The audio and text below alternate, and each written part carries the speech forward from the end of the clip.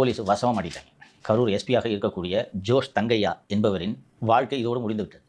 என்ன ஆணவத்தில் இருந்தாங்கன்னா, எங்கே போகுது இந்த கேஸு, நம்மளே தானே வச்சு விசாரிப்போம், அதிரடி அசரா இருக்கார்ல, இஷ்டத்துக்கு உருட்டலான்னு இவர்களுக்கு விருப்பம் போல ஆவணங்களை தயார் செய்து விட்டார். பார்த்தீங்கன்னா இந்த எஃப்ஐஆர் எப்படி வடிவமைக்கப்பட்டிருந்தது என்றால், முழுக்க முழுக்க தாவேக நிர்வாகிகள் செயல்பாட்டால் 41 பேர் உயிரிழந்தனர் என்று அந்த எஃப்ஐஆர் வடிக்கப்பட்டிருந்தது. அப்போ இன்வெஸ்டிகேஷன் அதை நோக்கி போயிருக்கும்.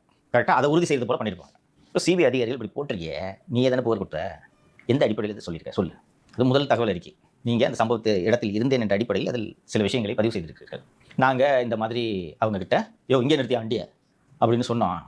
அவங்க கேட்காம அங்கே தான் போய் நிறுத்துவோம் அப்படின்னு அவங்க சொன்னாங்க.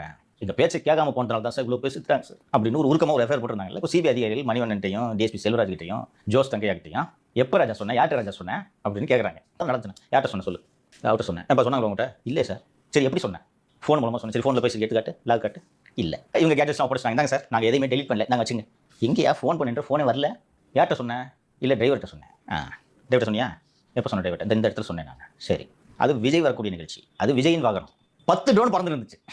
ஸோ இப்போ டிரைவர், அது இன்னொன்று, அது புல்லட் ப்ரூஃப், ஜன்னல் இறங்க முடியாது, கதவு தான் திறக்கணும். அப்போ டிரைவர் சொல்லியிருக்காங்க, கதவு திறந்தா சொல்லியிருக்கணும். காட்டு, எங்கே கதவு திறந்துருக்கு, இல்லையே கதவை திறக்கலையே. சரி அப்போ யார்கிட்ட சொன்னேன் சொல்லு ராஜா. எஃப்ஐஆர் நீ தானப்பா எழுதியிருக்க, பல முறை டிஎஸ்பி வண்டி எங்கே நிறுத்துங்கள் என்று எச்சரித்தும் அதை மீறி போனாங்கன்னு போட்டிருக்கல, நீ தானே எழுதுனா. அந்த பல முறை எப்படி எச்சரிச்ச, எந்த இடத்துல எச்சரிச்ச?